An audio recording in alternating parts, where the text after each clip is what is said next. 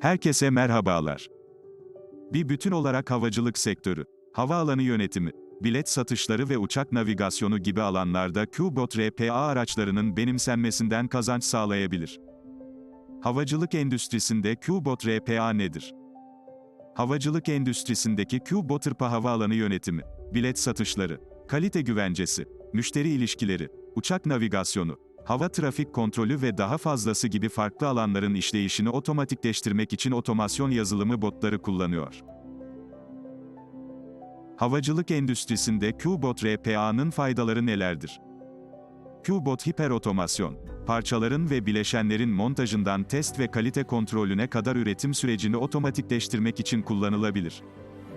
Bu, verimliliği artırmaya, maliyetleri düşürmeye ve nihai ürünün genel kalitesini iyileştirmeye yardımcı olabilir.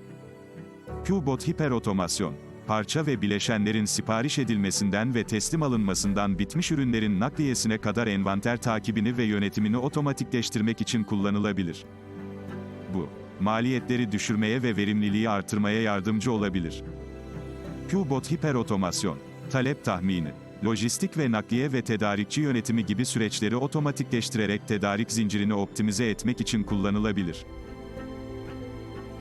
Havacılık endüstrisinde Q-Bot RPA'nın kullanım durumları nelerdir? 1. Uçuş planlama ve çizelgeleme. Q-Bot hiperotomasyon gibi faktörleri dikkate alarak uçuş rotalarını ve programlarını optimize etmek için kullanılır. 2. Bakım ve onarım. Q-Bot hiperotomasyon, uçaklar için bakım ve onarımların takibini ve planlanmasını otomatikleştirmek. Motorlar ve diğer ekipmanlar. 3. Kargo yönetimi. Q-Bot hiperotomasyon, otomatikleştirmek için kullanılabilir yükleme ve boşaltmadan gümrüğe kadar yükün takibi, gümrükleme ve teslimat. 4. Müşteri hizmetleri. Q-Bot hiperotomasyon, otomatikleştirmek için kullanılabilir rezervasyon, check-in ve bagaj taşıma gibi müşteri hizmetleri görevleri müşteri deneyimini iyileştirebilir ve bekleme sürelerini azaltabilir. İzlediğiniz için teşekkürler.